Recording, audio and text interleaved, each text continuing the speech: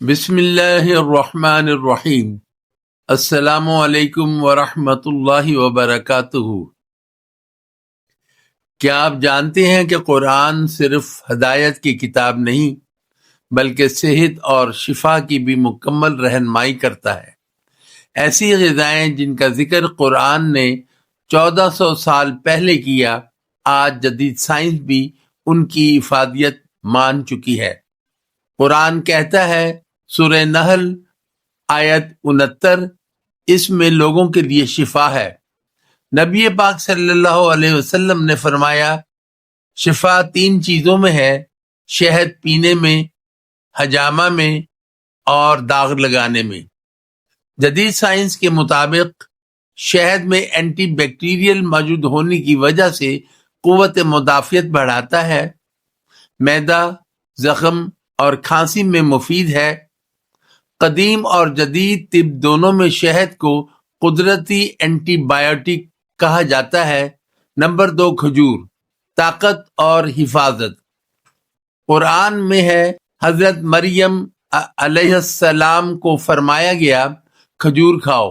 حدیث، نبی پاک صلی اللہ علیہ وسلم نے فرمایا، جس نے صبح 7 اجوا کھجوریں کھائیں اس دن زہر اور جادو اثر نہیں کرتا۔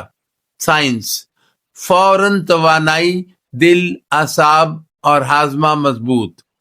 قدرتی شوگر، فائبر اور منرلز۔ نمبر 3، زیتون، مبارک غذا۔ قرآن سورہ نور میں زیتون کو مبارک درخت کہا گیا۔ حدیث، زیتون کا تیل کھاؤ اور لگاؤ۔ جدید تحقیق، کولیسٹرول کم، دل اور دماغ کی حفاظت، اینٹی آکسیڈنٹ سے بھرپور۔ نمبر 4، دودھ، فطری غذا۔ قرآن سورہ نحل میں خالص دودھ کا ذکر۔ حدیث، نبی پاک صلی اللہ علیہ وسلم دودھ پیتے اور دعا فرماتے، اے اللہ اس میں برکت عطا فرما۔ سائنس، کیلشیم ہڈیاں مضبوط، اعصاب کے لیے مفید۔ فقہا کیا کہتے ہیں؟ فقہا کے مطابق شفا اللہ کی طرف سے ہے، غذا سبب ہے، شفا نہیں۔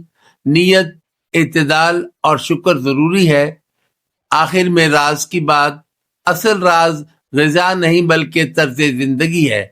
حلال، اعتدال، سنت کے مطابق کھانا اور اللہ پر توکل صرف چیز نہیں، طریقہ بھی شفا بناتا ہے۔ اے اللہ ہماری غذاؤں میں شفا، ہمارے جسموں میں صحت اور ہمارے دلوں میں نور عطا فرما۔ آمین۔